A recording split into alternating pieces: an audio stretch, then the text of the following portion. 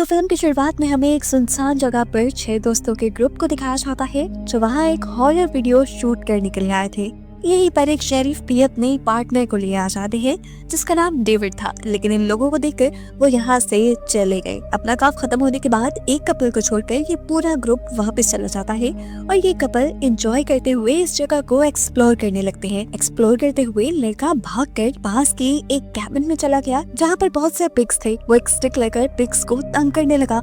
Pigs ने तंग होकर शोर मचा दिया और इतनी ही देर में यहाँ पर एक आदमी आ गया पिग्स की आवाज निकालते हुए। इससे पहले कि ये लोग पीछे मुड़कर उस आदमी पर ध्यान देते, वो आदमी अपने हाथ में पकड़े हुए बहुत बड़े से कटर को घुमाता है और इस लड़के का सर धड़ से अलग कर देता है। वो लड़की जो पास खड़ी थी वो डर से चिल्लाने लगी और अंदर की तरफ भाग गई, जबकि दूसरा आदमी अपना चाकू गोल गोल घुमाते हुए लड़की की तरफ बढ़ता रहा और आखिर फिर उसने लड़के का भी गला काट के उसे मार दिया। मालूम होता है कि ये आदमी जिसने अभी 2 मर्डर किए हैं, ये लेस्टर नामी एक बूढ़े इंसान का बेटा है जो पिग्स का ये स्लॉटर हाउस चलाता था। लेकिन अब उसका काम बिल्कुल बंद हो गया है क्योंकि अब मॉडर्न एज में लोग स्लॉटर हाउस से मीट लेने के बजाय फैक्ट्री से प्रोसेस्ड मीट लेना शुरू कर चुके हैं। लेस्टर ने अपने काम में कोई भी अपग्रेडेशन नहीं की, इसलिए उसका ये स्लॉटर हाउस बिल्कुल बंद हो गया, जबकि उसकी जगह टॉम जो कि उसका कॉम्पिटिटर है, उसकी मीट फैक्ट्रीज आजकल शहर में अरूज पर थी और वो अब लेस्टर की भी प्रॉपर्टी लेना चाहता था। पता चला है कि टॉम लेस्टर के ही अंडर पहले काम किया करता था, लेकिन फिर उसने अपनी मीट फैक्ट्री लगा ली और मॉडर्न तरीके इंट्रोड्यूस करवाए, जिसकी वजह से आज वो बहुत कामयाब था। लेस्टर का ये बेटा बडी, इसे हमेशा लेस्टर ने अपने स्लॉटर हाउस में पिग्स के साथ रखा था, इसीलिए वो अब नॉर्मल रहा ही नहीं था। वो पिग्स जैसे ही हरकतें करता था, यहाँ तक कि वो बोलता भी पिग्स जैसा ही था। उसने अभी भी जो 2 मर्डर भी किए थे वो भी इसीलिए कर दिए थे क्योंकि वो दोनों उसके पिग्स को परेशान कर रहे थे। अपने पिग्स के आगे उसे किसी चीज की अकल समझ नहीं है। फिर सुबह होने पर दिखाया जाता है कि लेस्टर का कंपेटिटर टॉम लेस्टर के ही एक दोस्त के साथ एक शेरिफ को लेकर उसकी प्रॉपर्टी में आया है ताकि वो लेस्टर को उसकी प्रॉपर्टी बेचने में फोर्स कर सके। लेस्टर का ये दोस्त जो अभी टॉम के साथ आया था, उसी दोस्त ने लेस्टर को स्लॉटर हाउस बनाने का मशवरा दिया था।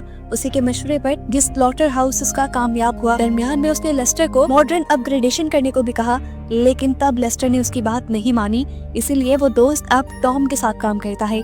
इस टाइम टॉम लेस्टर के लिए ऑफर लेकर आया था कि वो अपनी प्रॉपर्टी सिर्फ $55,000 में बेच दे, साथ ही वो उसके लिए काम करे जिससे लेस्टर को पैसे मिलते रहेंगे और रहने के लिए वो यही रह सकता था। लेकिन लेस्टर ने इस मर्तबा भी इस ऑफर को मना कर दिया। अब शेरिफ ने उसे धमकी दी कि अभी बेचना चाहते हो तो बेच दो, वैसे भी तुमने काफी अरसे से इनकम टैक्स नहीं दिया, वरना अगले महीने वैसे ही तुम्हारी प्रॉपर्टी की ऑक्शन हो जाएगी। लेस्टर शेरिफ की बातों पर भी ध्यान नहीं देता और अंदर चला जाता है। ऐसे शेरिफ उसके भी प्रॉपर्टी पर नोटिस लगा जाता है ऑक्शन का। इन सब के जानने के बाद वो अपने स्लॉटर हाउस के अंदर जाने की कोशिश करता है तो बडी यानी उसका बेटा उसे रोकता है। आज पहली मर्तबा बडी ऐसा कुछ कर रहा था। लेस्टर हैरान हुआ और जल्दी से अंदर गया और अंदर जाते ही उसके होश उड़ गए। बडी ने 2 इंसानों को कत्ल करके फांसी से लटकाया हुआ था। लेस्टर के देखकर चिल्लाता है और बडी को डांट देता है कि उसने ये सब क्या कर दिया। अपने आप को डांटता देखकर बडी को अपने डैड पे भी गुस्सा आता है, यहाँ तक कि वो अपने डैड को मारने के लिए अपना नाइफ भी उठा लेता है, लेकिन फिर कुछ सोचकर उन्हें नहीं मारता। यहाँ पे एक मजे की चीज ये भी हुई कि लेस्टर का भी गुस्सा कम हो गया और उसने अपने बेटे को शाबाशी दी क्योंकि उसने कट्स अच्छे लगाए थे बॉडी के ऊपर। बड़ी भी अपनी तारीफ सुनकर खुश हो गया और यहाँ लेस्टर के दिमाग में कुछ और ही खिचड़ी पकने लगी। उसने अपने बेटे से कहा कि तुम्हें 3 ऐसे कट और लगाने हैं टॉम, शेरिफ और उनके साथी की बॉडी पर। अब लेस्टर यहाँ पर एक प्लान तैयार करने की कोशिश करता है और खुद भी तैयार हो जाता है, जिसके बाद उसने टॉम को कॉल की और टॉम से कहा मैं तुम्हारी ऑफर लेने के लिए तैयार हूँ, तुम बस यहाँ मेरे स्लॉटर हाउस आ जाओ। जबकि दूसरी तरफ हमें उस चारों के ग्रुप को दिखाया गया जिन्हें हमने मूवी के स्टार्ट में देखा था। ये अभी भी अपनी हॉरर वीडियो की ही प्लानिंग कर रहे थे और अपनी इस हॉरर वीडियो के लिए ये लोग एक शॉप पर जाकर कुछ मास्क वगैरह भी लेते हैं और शूटिंग दोबारा कंटिन्यू करने के लिए स्लॉटर हाउस आने का डिसाइड करते हैं, जहाँ पर लेस्टर अपने बेटे के साथ मिलकर मर्डर करने की प्लानिंग कर रहा था। सीन कट होकर दूसरी तरफ हमें शेरिफ डेविड को दिखाया जाता है। उनको खबर मिली थी कि कपल 2 दिन से घर नहीं आए थे। ये दोनों वही थे जिनको आखिरी बार उसने स्लॉटर हाउस के पास देखा था, इसलिए वो भी छानबीन के लिए स्लॉटर हाउस की तरफ निकल जाता है। डेविड जब तक यहाँ पहुंचा तो उसने स्लॉटर हाउस के अंदर उन चारों के ग्रुप को देखा। वो चारों वहाँ पर अपनी वीडियो शूट कर रहे थे और इतने आराम से इसलिए कर रहे थे क्योंकि उनके दोनों दोस्तों की लाशें पहले ही लेस्टर ने वहाँ से उठाकर छुपा दी थी। शूटिंग करने के बाद वो चारों यहाँ से चले जाते हैं और बडी उन्हें देख लेता है,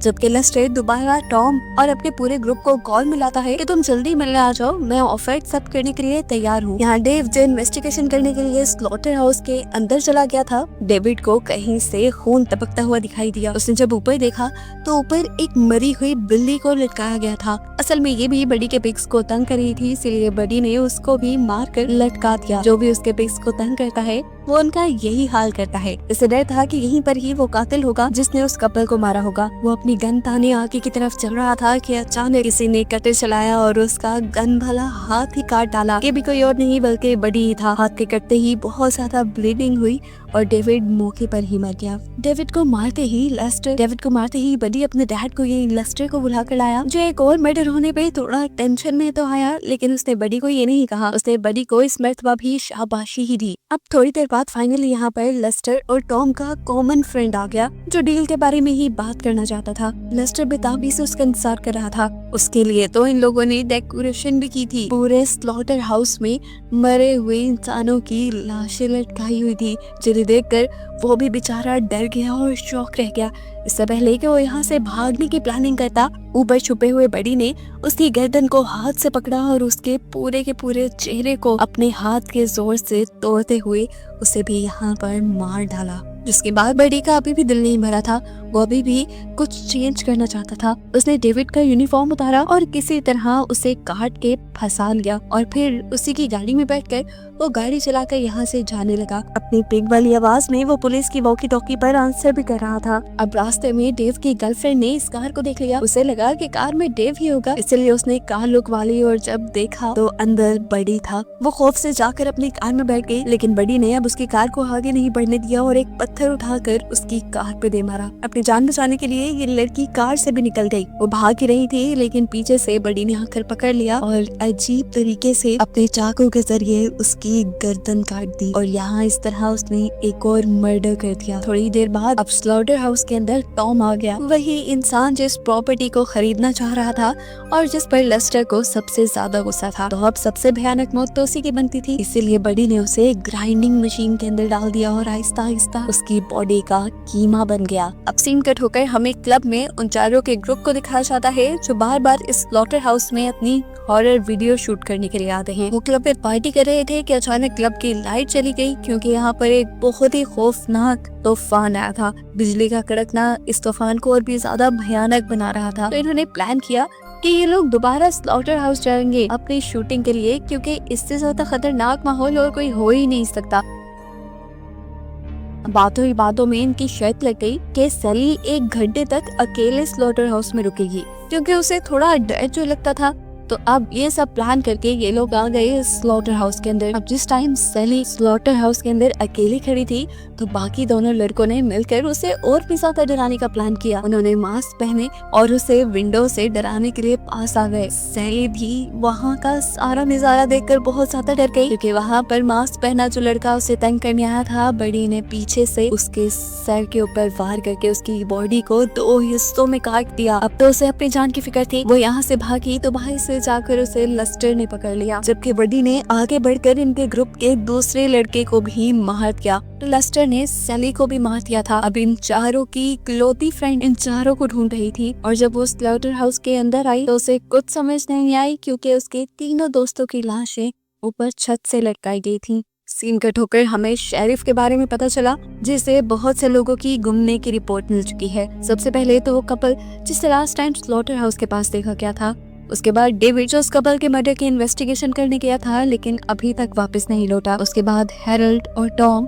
ऐसे में सारा का सारा शक शेरिफ का लेस्टर के ऊपर ही जा रहा था, इसलिए वो भी इन्वेस्टिगेशन करने के लिए स्लॉटर हाउस जाता है और जाने से पहले वो अपने लिए बैकअप पुलिस की भी रिक्वेस्ट कर लेता है। यहाँ स्लॉटर हाउस के अंदर दिखाया गया कि ये लोग आखिरी बची हुई लड़की को टॉर्चर कर रहे थे क्योंकि वो शेरिफ की बेटी थी। अब इससे पहले कि ये लोग इस लड़की को भी मार देते, पीछे से आकर शेरिफ आवाज कर देता है। जैसे ही इनका ध्यान भटकता है तो वो लड़की भागने में कामयाब हो जाती है। अब उसे पकड़ने के लिए बड़ी उसके पीछे भागता है, लेकिन तभी शेरिफ गोली चला देता है, जिससे डरकर बड़ी वापस भाग गया। ये लोग अब भागकर उस जगह पर आ गए जहाँ पे इन्होंने पिग्स को बांधा हुआ था। शेरिफ अपनी बेटी को अपना प्लान बताता है कि तुम यहाँ से भाग जाओ, इतने में मैं इन दोनों को हैंडल करता हूँ, तब तक बैकअप पुलिस भी आ जाएगी। अभी ये प्लान बनाकर फ्री हुए थे कि पीछे से लेस्टर ने आकर शेरिफ के पेट में ही स्टैब कर दिया। अब इससे पहले कि वो उस लड़की के ऊपर भी हमला कर देता, वो लड़की यहाँ पर अपने डैड की गन उठाकर उसे ही शूट कर देती है।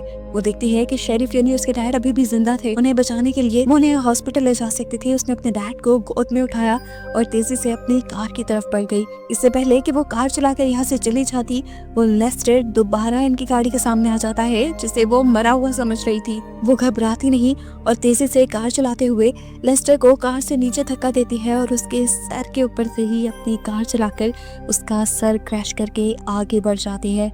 इन्हें अब लग रहा था कि ये लोग बच जाएंगे, लेकिन इनका ये वहम था, क्योंकि बड़ी जिसके ऊपर अभी तक इन्होंने ध्यान ही नहीं दिया था, वो इनकी कार के अंदर ही छुपा हुआ था, जो अपने चाकू से इस लड़की को मारकर यहाँ खत्म कर देता है और मूवी भी इसी पॉइंट पर खत्म हो जाती है।